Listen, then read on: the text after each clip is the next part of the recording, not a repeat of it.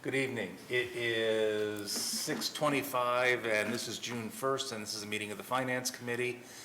With me is Mr. Sievert and Mr. Phillips, and we have a couple of items to discuss. Mr. Titterington? Yes, thank you, Mr. Chair. The first item is we are asking for authorization to estimate the aggregate maximum amount of public funds to be awarded as deposits.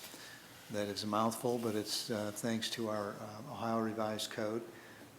The city auditor is responsible every 5 years to rebid and advertise for bids for the deposit of public funds so that we can be competitive with our banks.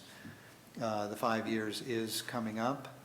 Mr. Frigge has provided the standard estimates for our inactive deposits of $1,000, active deposits of $25 million, and interim deposits $50 million. The interim being the longer-term reserves, the active deposits being where we would pay the payroll, and inactive deposits mean just that, and that's why it's a minimum amount.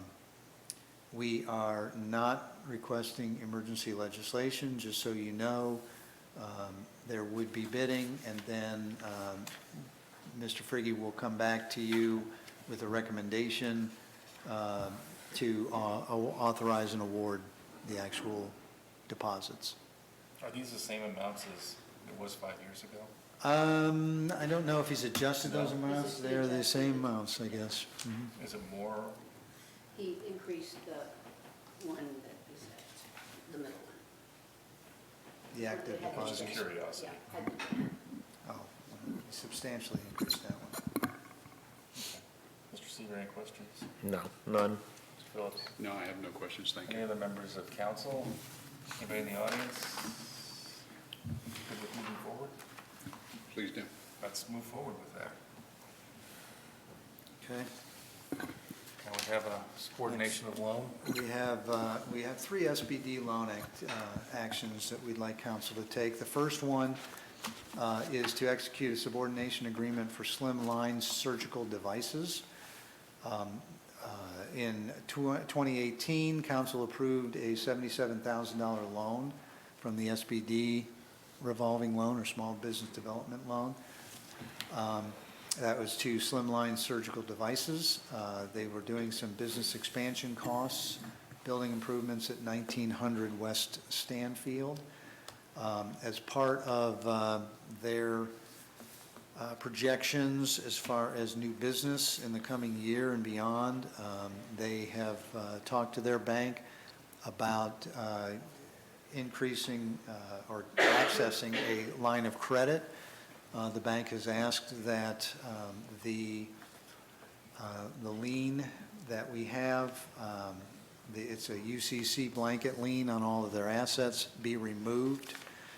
We would still retain the second mortgage lien on the building, and with what is owed to us and even being as a second position, there's adequate collateral in the building for us to stay 100% protected, if not more so.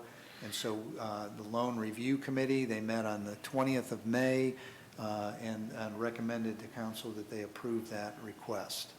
We are asking for emergency legislation so they can close with the bank as quickly as possible. Any questions? On the subordination one? None. Mr. Phillips? Do we happen to know how many employees they have? Mr. We Lawrence in the do, audience. and we can get it right from the source. Come on down. So, Mr. Chairman and members of the committee, I'm Gary Ward, President of Slimline Surgical Devices, doing business as Canyon Run Engineering Technologies. We currently have 16 employees, and we're anticipating big business growth over the next year. Right now, we're scheduling a big non-destructive testing show down in Miami, Florida, to display some of our equipment. We'll be there with some of the, and we're actually setting it up. We'll be there with 4 of the largest sensor manufacturers in the country and displaying some of our equipment there. And Miami, Florida is the largest hub in the country for any aircraft repair, and they pretty much cover North America, Central America, and South America. And we're anticipating a lot of business out of that. Plus, we have a new device that we've developed, an inspection tool that will be mandated very soon by an engine manufacturer. And we were the very first company to come up with the technology to be able to do that. And there's only 3 of us that can play in that sandbox right now. And I think we should be able to land the majority of that. It's a big ticket item, a couple $100,000 a piece, and it's going to be a big cash outlay for us. And of course, a little bit longer term payments than we'd like to have, but it is what it is. So that's why we had requested the extension on the line of credit, just to make sure that we're prepared when this does happen. Okay. Thank you very much. Thank you. Good luck.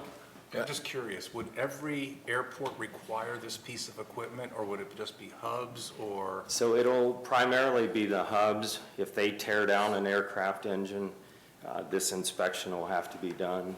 And from what we understand, that they're going to have 30 days to comply. So my equipment, I actually have 3 of them in stock right now, and they're a couple $100,000 a piece. So I think it's going to happen pretty quick, though, from what we understand. So, and we're just trying to be proactive. We have a fair amount of cash in the bank, but I want to make sure we're ready if we need it. But we're just subordinating you right now, right?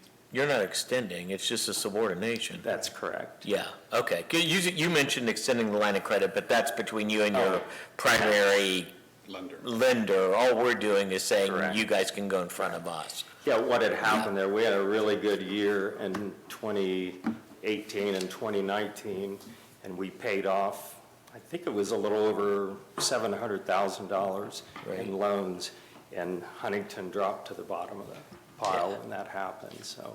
Yeah, no way. We did good stuff, it just hurt us for the long haul, so. Yeah. No, I don't have any problem with the subordination of that note. Okay. Thank you, sir. Thank you very much. Thank you, Mr. Ward. Anyone else?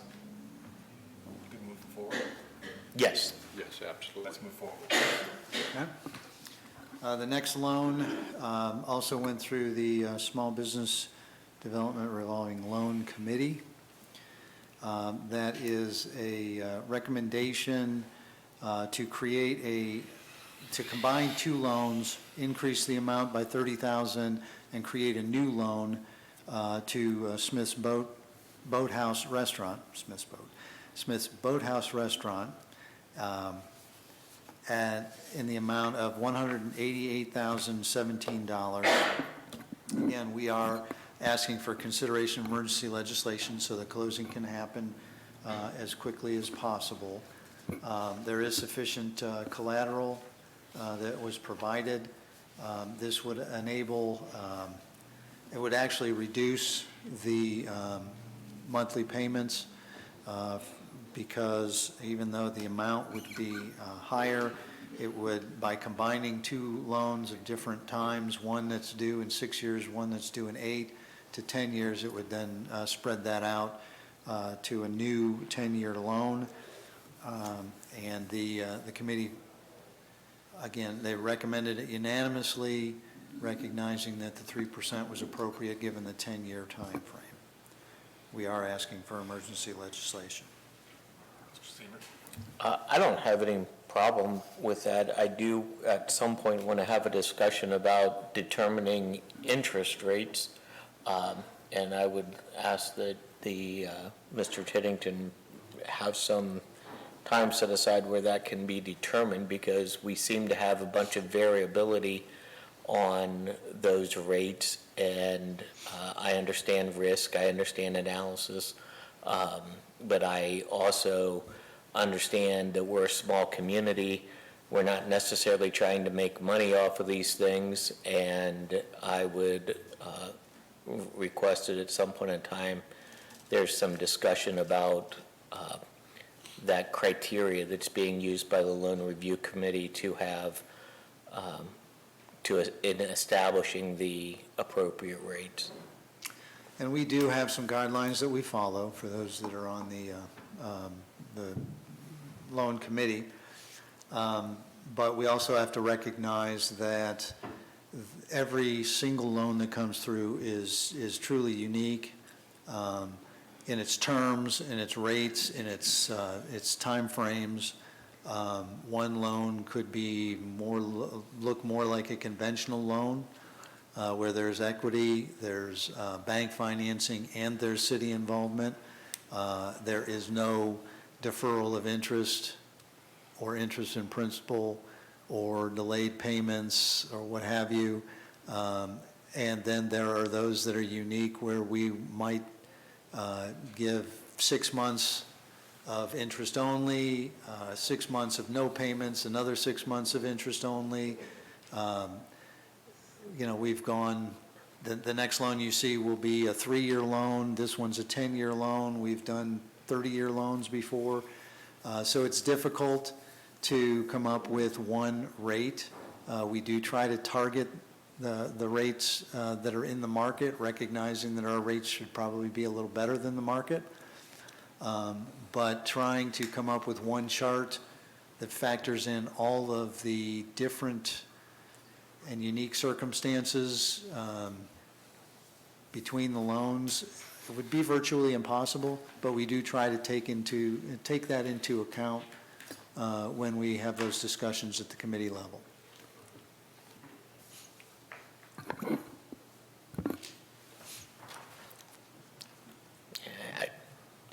I still think there's an air of arbitrariness in how we proceed in that fashion, and that's a longstanding issue that we've had in the Finance Committee. We've converted loans to grants, we've gotten rid of loans, we've had different varying interest rates, and I guess to the Loan Committee would ask that there be, I get that a 3-year loan might have a lower rate than a 10-year loan, but I still don't know that we need to do this to make money, and I don't know that we need high interest rates that are greater than probably available at a conventional level. And I would just leave it at that. Well, I guess, You can get a 3% rate right now about anywhere. So I don't know. not for these kind of, the loans that we're seeing, the banks are more like 4, 4.5, 5. Yeah, We're not talking about a mortgage. This isn't, we'll have a more in-depth conversation. Larry's project is a wonderful project. The awnings look gorgeous from the projections that we've seen, and we all know that the boathouse is one of the jewels of the community, so anything we can do to support that, I want to do, and the same thing with the Mason Building. I just don't understand why a project here is 4%, a project here is 3%, and a project here is 2.5%, and that's what I'm trying to figure out. Yeah. That was my wonderment about what you were talking about. I didn't know where you were going with that, so okay, I'm glad you covered that. You have any questions, Mr. Phillips? No, I do not. Anybody else on council? Any questions? Anybody in the audience? Mr.